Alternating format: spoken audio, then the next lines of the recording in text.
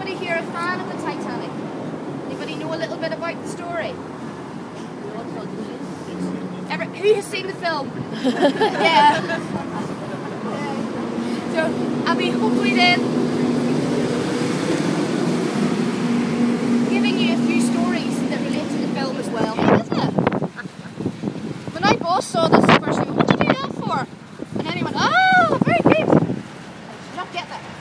So, you can see they're really only trying to get it made. So I'm just on a wee tour. It's a Titanic walking tour, and the building that you would have just seen is a building. It's going to be a tourist centre. It's going to open next year, and it's built to look like the bow of a ship. And then if you look at it from above, it looks like a White Star, which is the company that made the Titanic. And all. Actually, I just need to correct that. It's not the company that made the Titanic. It's the White Star Line, which organised the cruise, so to speak. It was Harlan and Wolff who built the Titanic here in Belfast. Look at this. This is like incredible and beautiful. And this building was around when Titanic was being built. And apparently it's Harlan and Wolff headquarters. This building has been left as it was since that time. So I'm just going to go through here, and if everybody want to come with me, we're going to just see the beautiful front doors. And two men got together, Lord Perry, who was head of Harland and Wolff by that stage, and Bruce Ismay, the guy who was in charge of White Star. And they came together and said, well, how are we going to beat the Cunard line? They've built two very fast ships called the Mauretania and the Lusitania, and they're taking all our trade off us going across to America. How are we going to beat them? Well, we can't beat them on speed, but we can beat them on size and luxury, and that's exactly what they did. They started to draw out the plans. Lord Perry was a naval engineer, and he started to draw out the plans. They'd had a few brandies and they'd had a couple of games of billiards, so the creative juices were flowing, and they started to draw out the four funnels, the works. Came back here, came through those beautiful doors and the revolving doors that you see today, and handed those plans over to a team of designers. And that team of designers included a certain Thomas Andrews. And that is what Thomas Andrews looked like in the film. Yeah? Now, there's a wee bit of confusion in the film with him because he's a Canadian actor. He's very good. And he tried his best to do a Northern Ireland accent. And he didn't quite make it. He just got as far as Dublin, I think. It's very hard to do a Northern Ireland accent if you're not from here. It's a bit like Australian or Welsh. It sort of disintegrates into something unintelligible after a couple of sentences. Beautiful windows in it, quite church-like. And it was particularly used of natural light because in those days they only had gas light. You can still see the gas light fittings on the ceiling above us. And they had to get as much use of natural light as they could. That's why they're so beautiful. Apparently, like, you can see this big silver building that's being built outside here. Come on, like, focus and show us like the top of it. Or not? Oh, there we go. Okay, so it's about the height of that building that's being built right now, and the front of it would have been where the edge of this new building is, so it'd be facing it. And apparently this room that we're in right now, this big, amazing, stunning room, was the drawing room where they would have drawn all the designs for these boats and these ships. That must have just been incredible to be sitting in here working, drawing things, and in this big massive boat being built outside. And inside out of the wind anyway. It's massive from here, isn't it? And that. It must have been stunning.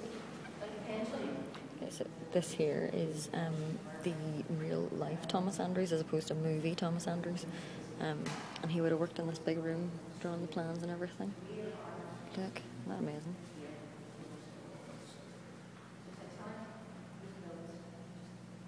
And then this is what this room would have been like when he was working here.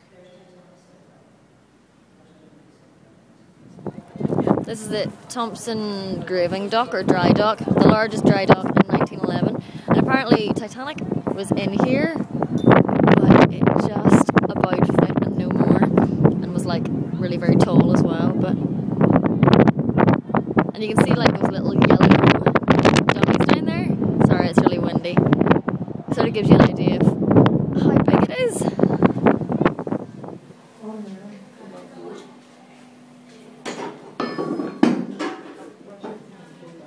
some of these tools.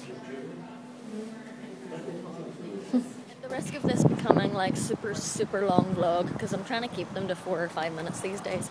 I have arrived at Dobby's, which is like a new garden centre type place. Kind of near where I live, so hello. So yeah, flowers and things that are out of focus. Is that better? No. There we go. And lots of other stuff. So let's have a nosy, see what they have. The whole food hall and gift store thing as well.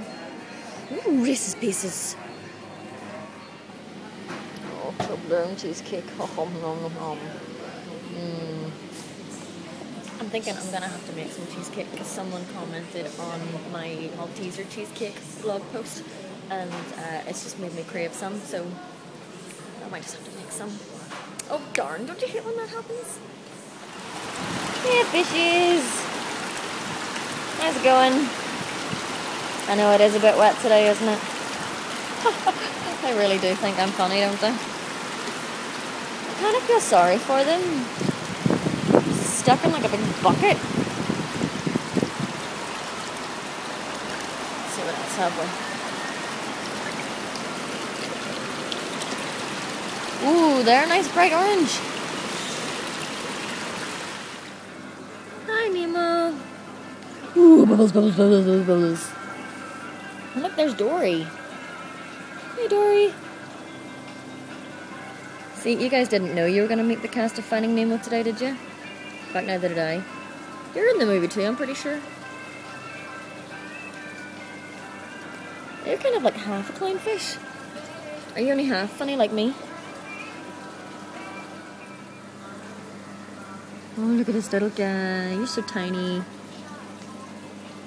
Look, there's like a crabby thing there. And look, that fish, the blue one with the yellow tail, that's in Nemo as well, I'm pretty sure. Okay, fine, Nemo, you just take the limelight. Oh, the movie's named after you, isn't it? Yeah. Just keep swimming. Or sitting still. This purple one, you can hardly see him. Oh, purple. In fact, you look blue there. You know, in my eyes, this fish is purple. I swear. It's an anemone nose. Anemones. Well, it was an interesting little tour today, and good to see fish at the end. Fishy, fishy, fishes.